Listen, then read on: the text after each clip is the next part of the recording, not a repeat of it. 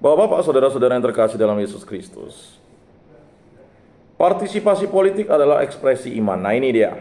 Ini harus kita pahami ya Bapak-bapak, saudara-saudara yang terkasih, apalagi dalam pilkadal nih, pemilihan kepala daerah langsung, pilkadal, ya kan. Jadi Bapak-bapak, saudara-saudara harus ikut berpartisipasi. Berpartisipasi untuk apa? Memilih pemimpin yang mampu untuk menyuarakan dan menjalankan program-program kebaikan. Pemberantasan kemiskinan, pemberantasan stunting, pemberantasan kebodohan, ya kan? Kemudian peningkatan ya, bela negara, ya kan, mengantisipasi narkoba, judi online, ya, menegakkan prinsip-prinsip keadilan, ya kan, menjalankan moderasi beragama, ya kan, agar negara ini aman, bersatu. Gereja tidak melarang anggotanya untuk berpartisipasi dalam kehidupan politik. Gereja malah mendorong keterlibatan aktif karena tidak terlibat itu sama halnya dengan tidak peduli terhadap kebaikan bersama. Ya. Jadi kalau bapak-bapak ada pencalonan kepala desa, bapak-bapak mampu, ya kan, lalu tidak mencalonkan diri, itu sama juga bapak-bapak itu tidak solider. Banyak di antara kita ini membiarkan saja. Ya. Akhirnya apa yang terjadi? Itu berdampak bagi kita. Lalu kita punya prinsip, mati kati orang, ya kan? Susah. Mana peduli, ya kan? Tidak bisa juga. Jadi kalau hidup di kampung itu kita tidak peduli, itu kacau. Ya. Makanya kata Kristus tuh, dan ditegaskan oleh Paulus, hendaknya kita saling menasehati. Saling menasehati. Paulus itu menegur Petrus ketika Petrus melakukan kelalaian. Jadi jangan sampai kita tidak saling tegur menegur, tidak saling sapa. Kalau saling tegur itu masih baik dan bahkan menjadi baik. Tapi kalau tak pernah tegur, tak pernah nyapa, lalu diam-diaman, itu tidak baik. Akibatnya apa? Ya kan? Kita membawa kebencian. Maka doa dalam Mada Bakti 156 itu luar biasa. Tuhan, jadikan aku pembawa damai. Bila terjadi kebencian, jadikan aku pembawa cinta kasih. Nah itu. Itulah konsep kita sebagai murid Kristus. Nah, dalam pemahaman gereja, iman dimaknai bukan hanya seputar pengetahuan tentang Allah, tetapi pengalaman akan keterlibatan Allah dalam hidup manusia. Artinya iman juga memiliki aspek relasional partisipatif, sehingga semua masalah sosial yang terjadi harus dilihat sebagai tanda-tanda zaman yang kepadanya setiap anggota gereja dituntut untuk mengekspresikan imannya. Gaudium et Spes artikel 11. Bapak-bapak, saudara-saudara yang terkasih dalam Yesus Kristus, ya. Gejala yang dihadapi di kampung-kampung kita itu adalah gejala penurunan moral, ya. Adat istiadat yang baik itu kita tinggalkan, diganti dengan ya budaya-budaya dari luar yang bukan membangun, malah bisa merusak. Ya.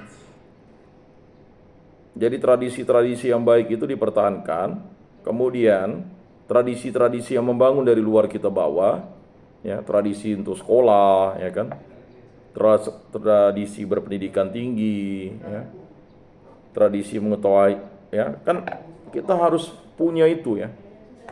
Jadi dalam hidup di dunia ini kan, yang pertama itu penguasaan bidang ilmu kita.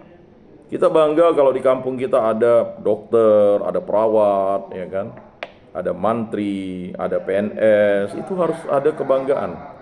Kemudian ada dosen, ada guru, ada tentara, ada polisi. Itu artinya kampung kita itu ya kan heterogen pekerjaan. Ya. Jadi seorang pemimpin itu harus menciptakan itu banyak, ya. Ada pedagang, ada petani, ya kan, ada nelayan, ada peternak. Jadi macam-macam. Kadang kita hanya menciptakan satu tempat saja, misalnya petani semua, ya boleh. Tetapi kita harus menciptakan petani yang berhasil untuk bisa menyekolahkan anaknya ke jenjang pendidikan. Jadi profesi macam-macam, bisa pilot, ya kan, bisa masuk Akpol, Bintara, ya berbagai macam.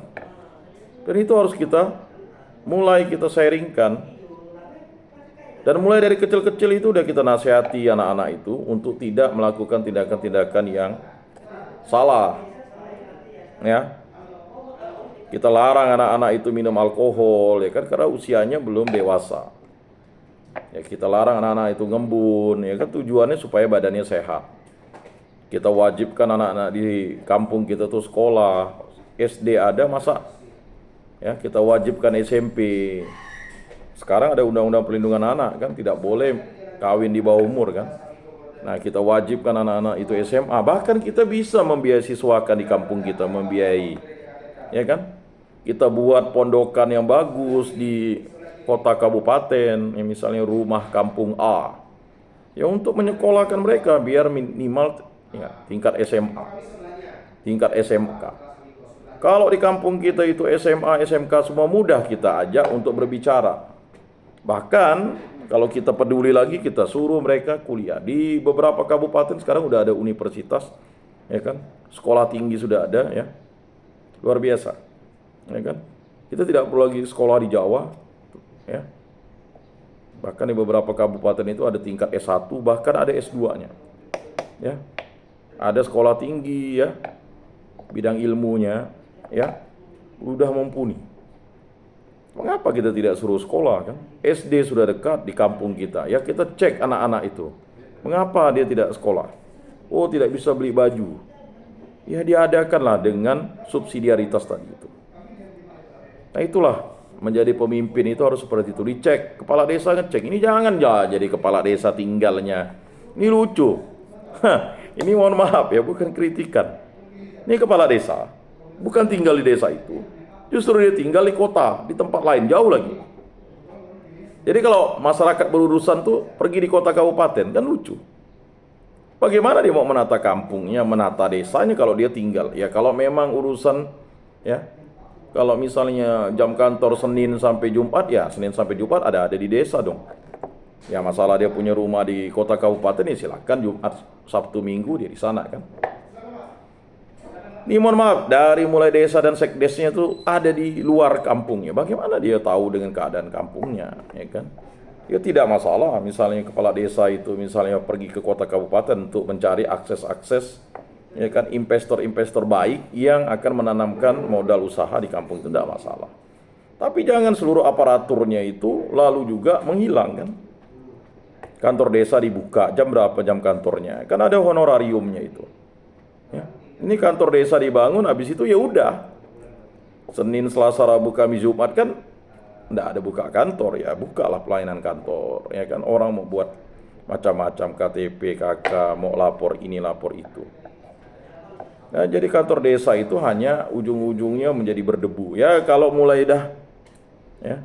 Tetapi ada beberapa tempat yang sangat bagus sekali, ya kan. Kepala desanya ngantor, ya kan, berada di tempat itu, dan itu itulah dia jiwa pelayanan. Ya, jadi jangan sampai kita menjadi aparatur, kan itu ada honornya semua, ya kan, mulai jadi kepala desa, kaurnya, dari sekdesnya, bahkan sekdes diangkat PNS kan. Nah,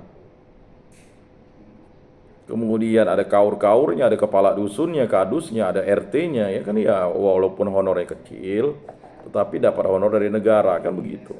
Untuk melayani masyarakat. Kalau misalnya tidak ada di situ kan repot. Ya masyarakat ini kan, ya masyarakat yang tidak memiliki biaya transport, sedangkan kita itu menjadi kepala desa untuk melayani masyarakat. Bukan menjadi tempat pemerasan masyarakat. Buat KTP sekian, buat KK sekian, ya kan. Ya kalau model seperti itu bagaimana masyarakat mau maju? Nah, itulah akibatnya banyak orang tidak mau bersekolah karena banyaknya pungli-pungli itu.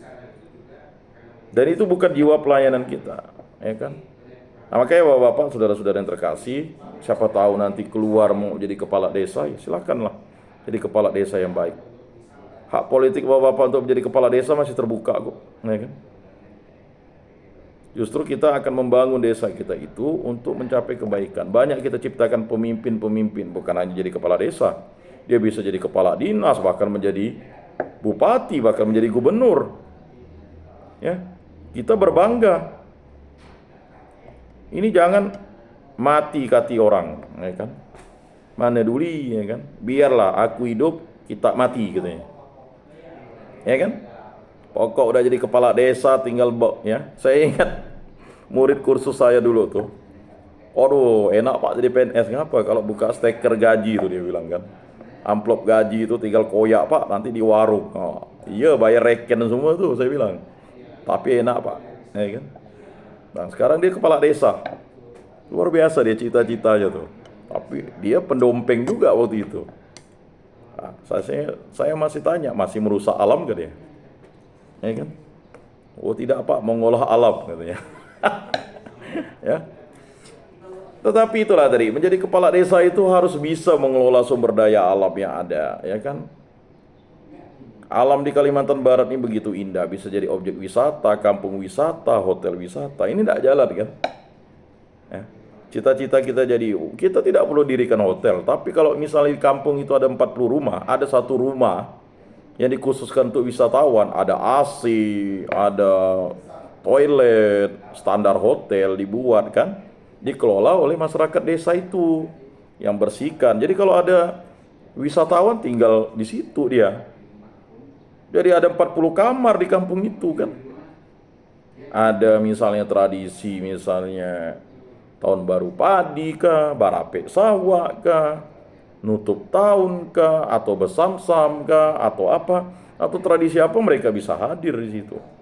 Kamarnya ya milik masyarakat kan. Tapi tidak jalan juga. Karena apa tadi? Karena perlu namanya, ya kan?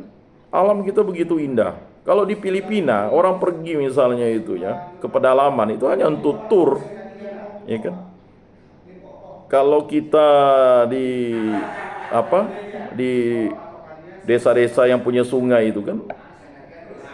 Jadi kalau di Filipina tuh dibangun, di Thailand tuh dibangun. Jadi ada kapal pesiar tuh dari kayu tuh bisa pergi ke kampung-kampung dia jalan. Orang kan tidak perlu ke kampung, dia perlu jalan. Habis itu dia makan, minum di situ, pulang kan. Nah di kita, mengapa kita tidak maksimalkan? Orang-orang kan di kota itu kan ingin mencari tempat yang seperti di kampung. Mengapa orang Jakarta pergi ke puncak? Karena dia ingin suasana yang hijau, ya kan? Nah ini penting bahwa Bapak nanti bisa menjadi, ya kalau tidak jadi kepala desa, menjadi kepala pariwisata di situ, ya kan? Kampung saya ini Pak terkenal dengan makanannya, kulinernya, kan enak. Jadi kalau ada tamu-tamu mau cari kuliner di sini. Nah, untuk menjadikan itu perlu yang namanya kebesaran hati kita bersama. Nah, itulah diingatkan oleh Yesus Kristus. Ya. Jadi gereja itu dituntut untuk mengekspresikan imannya.